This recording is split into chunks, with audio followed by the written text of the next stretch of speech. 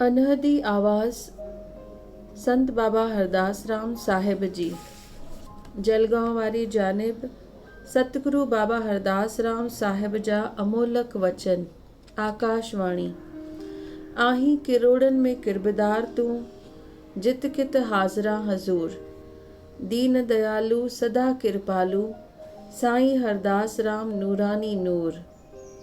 प्यारा पाठको, जहिड़ी तरह गुरु ग्रंथ साहिब जी बाणीअ खे साक्षात गुरु नानक साहिब जी देह करे सम्झियो वेंदो आहे, तहिड़ीअ रीत संत बाबा हरदास राम साहिब जी हिननि वचननि खे साक्षात बाबा साहिब जिन जी देह रूपी हुकुमनामो ऐं आज्ञा रूपी आकाशवाणी करे सम्झणु घुरिजे। जेको प्रेमी अहिड़ी भावना रखंदो त फल बि तहिड़ो ई मिलंदो। सो असां प्यारे वलीराम पारूमल जा थोराइता आहियूं, जिन बाबा हरदास राम साहिब जूं चिठियूं एतिरा साल सिक रूपी सूखड़ी सम्झी साह सां सांडे रखियूं आहिनि ऐं संगत जे लाभ लाइ तर्जुमो करे छपाइण लाइ ॾिनियूं आहिनि। मिलिया संत लथी दिलगीरी, अवगुण रया न बाकी। खुशियां दे दरवाजे खुल गए, आई गमानो ताकी। इन्हीअ श्लोक जो खुद बाबा हरदास राम साहिब पाठ पाण अर्थ कंदा हुआ त संतनि जा वचन मिलिया त साक्षात संत मिलिया, जिन वचननि जे हृदय हंडाइण सां को बि अवगुण न रहियो ऐं मन मां सभु गम दुख निकिरी विया ऐं सदाई ख़ुशियुनि ऐं मौज जा दरवाज़ा खुली विया। सो प्यारा प्रेमी, जंहिं बि बाबा साहिब जी चिठीअ जा वचन हृदय में रखिया त ॼण बाबा साहिब उन प्रेमीअ सां मिलिया पिया आहिनि ऐं सदाई साणस अंग संग संदन आशीर्वाद गॾु रहंदी ऐं उन प्रेमीअ जे मन में सदाई खुशियूं ऐं आनंद रहंदा। राम प्रसाद संतन ऐं साध संगत जा दास।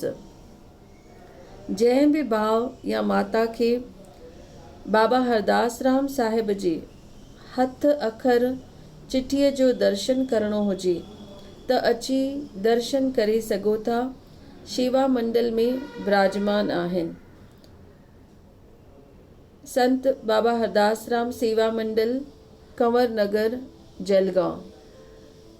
हीअ 22 नंबर चिठी श्री वलीराम पारूमल वटां मिली। बाबा लिखनि था, हरि ओम नाम राम अमरलाल कंवरलाल, ज्योति स्वरूप आया मिलिया लाया सजाया, पहुता जय हिंद सिंध, जय जनता, जय मुरारी।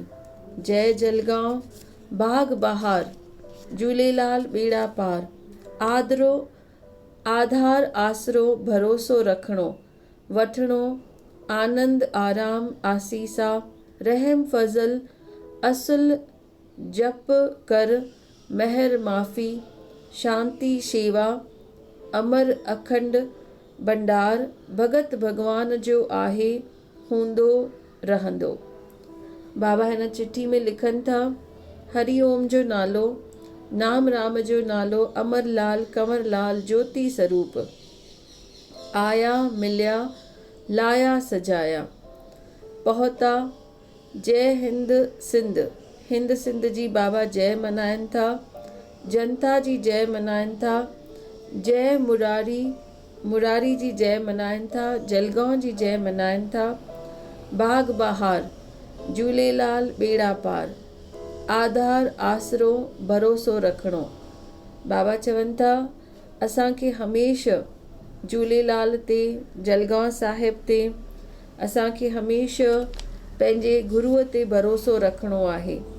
वठणो आनंद, आराम आसीसा, रहम फज़ल। असांखे आनंद वठणो आहे, आराम वठणो आहे, आसीसा वठणी आहे, रहम फज़ल वठणो आहे ऐं हमेशह जप करणो आहे। महर माफ़ी घुरणी आहे, शांती घुरणी आहे, शेवा करणी आहे। अमर अखंड भंडार अखंड भंडारो जेको आहे उहो हमेशह अमर रहंदो। भगत भगवान जो आहे, हूंदो रहंदो।